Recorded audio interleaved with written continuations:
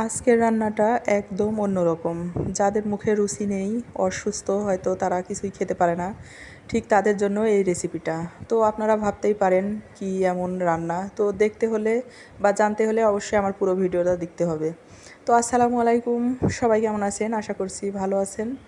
তো আমার এই রেসিপিটা যদি আপনাদের ভালো লেগে থাকে অবশ্যই লাইক কমেন্ট করবেন, পাশাপাশি শেয়ার করে দেবেন। তো চলুন দেখাই আপনাদের কিভাবে আমি এই ভিন্ন রকমের একটা রান্না করছি। প্রথমে আমি এখানে 4 পিস মাছ নিয়েছি। মাছগুলো আমি একটু লেবু আর আদা রসুন বাটা দিয়ে পানিতে একটু ভালো করে ঢাকনা দিয়ে ঢেকে সিদ্ধ করে নেব। তো এখানে আমি সিলভার কাপের মাছ নিয়েছি, আপনারা চাইলে যে কোনো মাছ নিতে পারেন। তো এই মাছটা অনেকেই খেতে চায় না, সেজন্য আমি ভাবছি একটু অন্যরকম করে রান্না করি, দেখি কেমন হয়।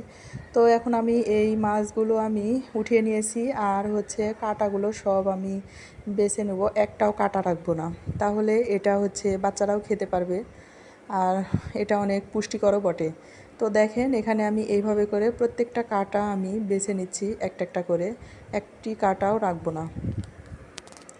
তো আমার সব কাঁটাগুলো এই তো এভাবে করে বেছে নেওয়া হয়ে গেছে। এখন দেখেন আমি কি করি।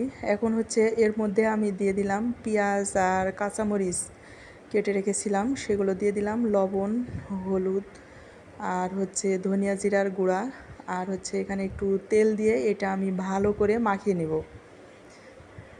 এই মাছগুলোর সাথে এটা আমি ভালো করে মাখিয়ে নিচ্ছি। এখন কি করব সেটা হচ্ছে, এখানে আমি কচুর পাতা নিয়ে এসেছি, কচুর পাতাগুলো পরিষ্কার করে ধুয়ে নিয়েছি। এটা হচ্ছে কচি কচুর পাতা, একটু নরম নরম।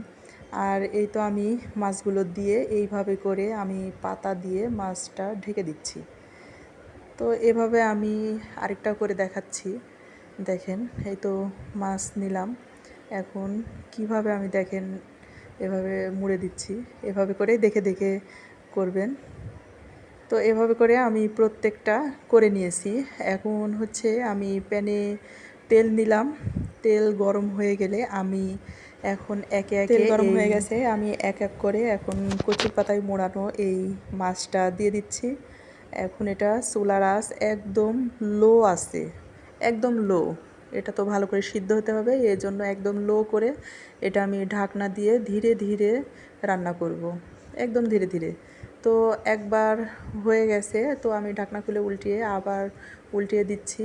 এক পাট হয়ে গেছে, আরেক পাট এখন ওইভাবে করেই ধীরে ধীরে করে আমি এটা জাল দিয়ে নেব। আবারও ঢাকনা দিয়ে ঢেকে দিলাম, আর এই তো যখন এরকম পোড়া পোড়া হয়ে গেছে তখন আমি উঠিয়ে নিচ্ছি। আর এটা গরম ভাতের সাথে আপনাদের আমি খেয়েও দেখাচ্ছি। দেখেন মাছগুলো কত সুন্দর পোড়া পোড়া লাল লাল হয়ে গেছে।